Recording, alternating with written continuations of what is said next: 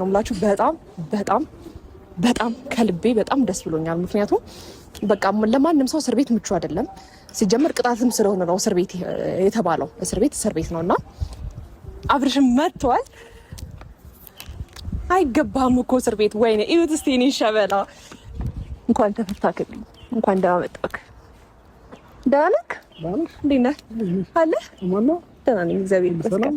አለሁልህ። ሁሉ ሰላም? ደህና ነኝ። ቅድም እኮ በደምብ ሰላም አላልኩሽም ብዙ ሰው ስለነበረ። አዎ ልክ ነህ። እንደዚህ ይሄን ያህል እንደምወደድ ያወቅሁት ዛሬ ነው።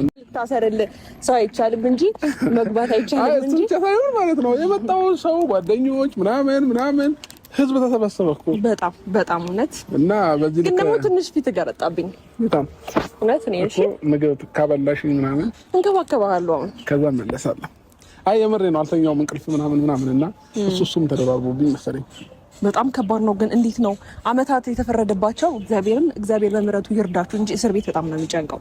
በጣም ለአንድ ቀን ይከብዳል። ግን ደግሞ እንዴት ነው ውስጥም ያሉት ልጆች የሚያቆኝ ምናምን ነበሩና በጣም ሪስፔክት አድርገው ተንከባክበው ምናምን ነበር። አንዱን አዳር የሚያሳልፉ እና ተመችቶኝ ነበር ያልከ ነው። አልታወቀኝም።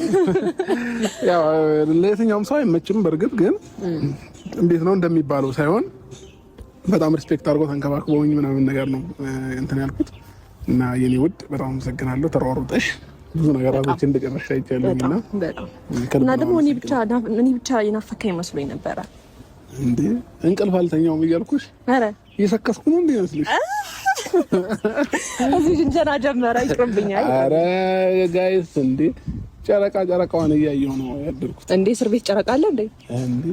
ሰማይ አይታይም እንዴ? አትለኝ በሶስት አራት አይነት ጨረቃ ነው የምታየው። ብቻ የእውነቴን ነው የምልህ። በጣም ናፍቀኸኝ ነበረ። እንደ ሰው ክፋት፣ እንደ ሰው ትዕቢት፣ እንደ ጠላት ሀሳብ አልሆነብንም እና በጣም አንዳንድ ጊዜ ጥሩ ነው።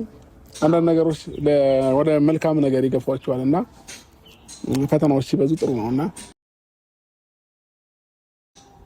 በጣም ቤተሰቦች ተጨንቀው ነበረ። በጣም ከዛ ጋር የለም ስም በማጥፋት ወንጀል እንትን በለው ነው ከሰው ነው የነበረው። ከዛ ነገሮች ወዲያው ነው ያስወጣሁት። ግን ደግሞ ቀደም የተነጋገርንበትን ነገር እንግዲህ ካሜራ ስለያዝኩኝ ይደብራል ብዬ አላስብም። ሁሉም ነገር ኦዲየንሳችን ማወቅ ስላለባቸው እሷን በደንብ ማናገርና ከዚህ በኋላ ወደ ህይወታችን እንዳትመለስ ማድረግ። አንተም የልጅህ እናት ናት። ስለዚህ እሷ ላይ ቂም በቀል እንደዚህ አይነት ነገሮች አንተ በእርግጥም እንደዚህ አይነት ነገር እንደማታስብ አውቃለሁ። ግን ደግሞ እሷ በምትኳ አንተ ላይ ያላትን ነገር እንድታስተካክልና ከህይወታችን ወጥታ የራሷን ህይወት እንድትጀምር እሞክራለሁ አይደል? እንደዛ ማስብ የመጣሁት ለምን እንዴት ነው አንዳንድ ነገሮች ይሰለቻሉ፣ ያስጠላሉና ያን ነገር ደግሞ መስተካከል መቻል አለበት ብዬ አስባለሁ። ቤተሰቦችና ራሷን ህይወት አላት፣ በረከት አላት፣ ልጅ አላት። ከልጇ ጋር በስትክክል እንድትኖር